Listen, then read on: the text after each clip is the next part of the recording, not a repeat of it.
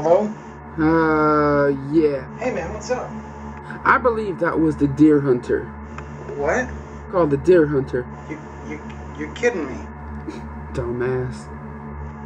Do you mean it's not called the beer hunter? I'm pretty sure.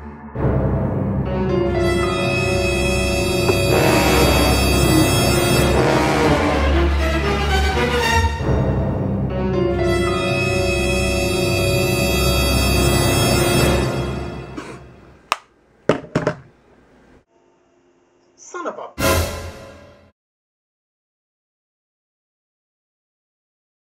Hey guys, welcome to another edition of the Blu-Review, where today we're going to be looking at The Deer Hunter from Universal Studios. Now, The Deer Hunter is one of those movies that you pretty much have to see a couple of times before you really start to get into it. And a lot of people have said, oh, I don't like that movie, or I don't get it. On the first couple times they watched it. By the third or fourth, you start seeing the subtle nuances that the film really has to offer. When the film came out, it came out in this almost, I think, a year or around the same time as Apocalypse Now. And American filmmakers were starting to deal with the effects of the Vietnam War.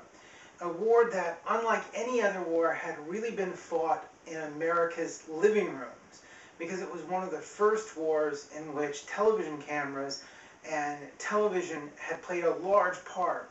So every day people saw, bodies and blood and guts on the news, and it really changed people's opinions about war in general and the Vietnam War overall.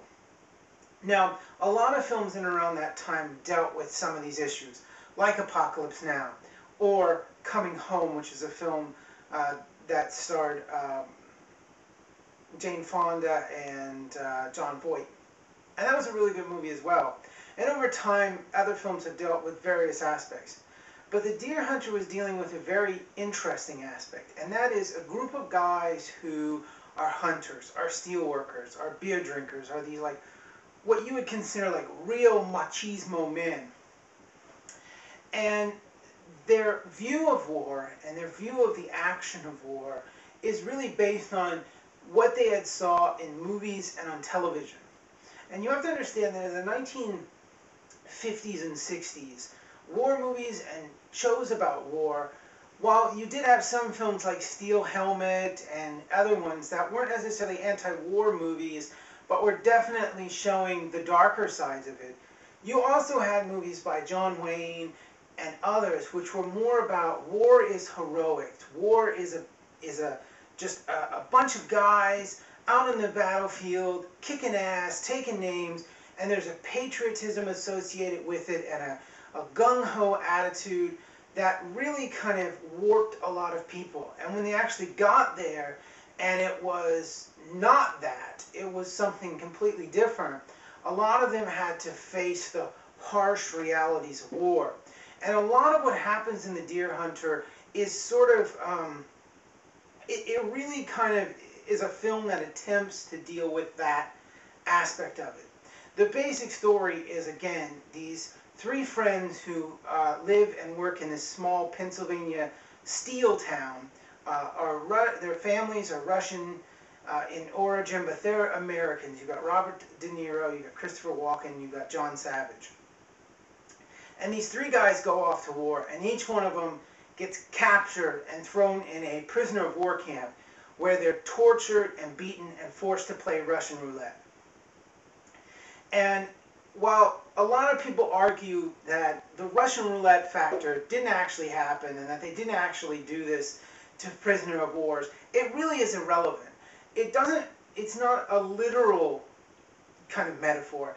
It's more a kind of thought-provoking thing where you're supposed to sort of see the Russian roulette as pitting the guys against each other, psychological torture that these guys went under, and how some of them dealt with it, and some of them came home physically scarred, like the John Savage character who comes home, without any arms, or without any legs, and without the use of one of his arms, and the emotional scars, like what happens to Christopher Walken, who never returns.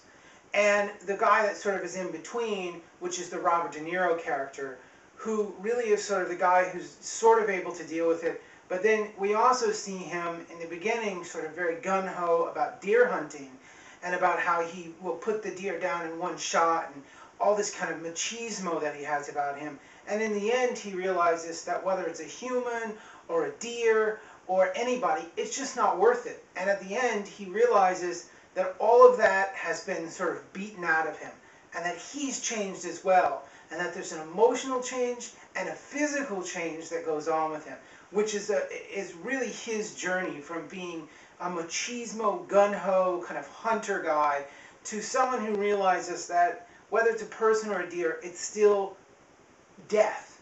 And he's seen enough death and enough destruction that by the time you get to the end of the movie, he doesn't want to do that anymore.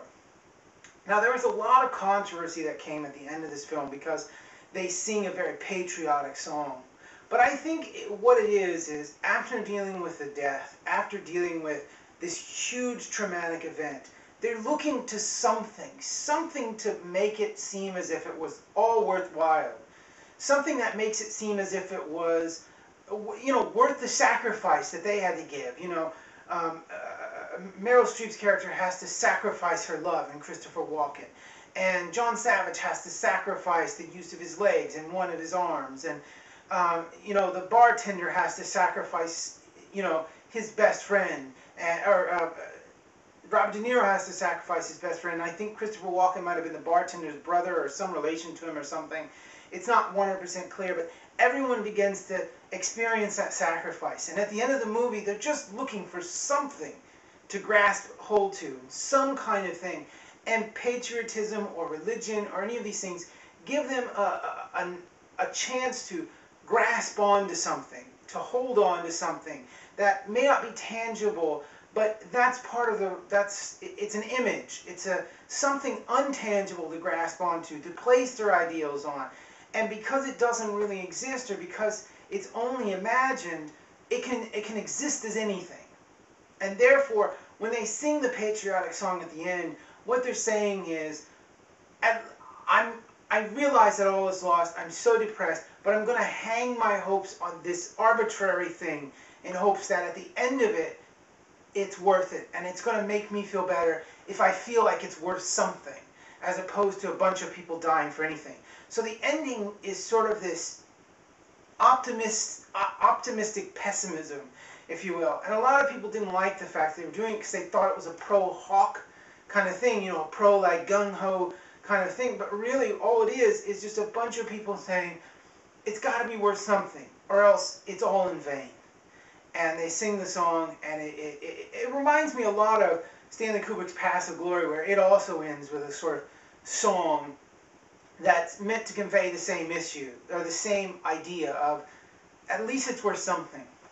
Now, The Deer Hunter is an amazing film, and it went on to win a whole crapload of Academy Awards and set Michael Cimino up to be the next big Hollywood director. And after this, well, he made this film called Gates of Heaven, which really did not go over so well. The budget went out of control, and Michael Cimino sort of self-imploded. He did continue to make some movies into the 80s, but largely he's only remembered for The Deer Hunter today. It's kind of sad. Now, if you haven't seen The Deer Hunter, I recommend you go and check it out because it's an amazing film. But don't expect you to get everything in the first try because, like I said, it's going to take a few times. Now, Universal really went all out to release this home video. It is an amazing looking Blu-ray with excellent picture quality and amazing sound. It's definitely worth it, and it's part of Universal's 100 years studio kind of thing. And so you get like an extra bonus feature. The only drawback that I had with this disc was Universal is now getting rid of their menu system, and I thought that was kind of crappy. I would rather have a menu, because a lot of times I just want to turn it on, go get a soda, go get some popcorn, go use the bathroom before I actually get into watching the movie. This, you don't get that. So I wish they'd bring back the menu system. But overall, this is a disc that's absolutely worth checking out. And it's worth owning because you're going to want to watch it multiple times, so you really get the essence of what this film is all about. If you haven't seen The Deer Hunter, definitely check it out. Till next time. I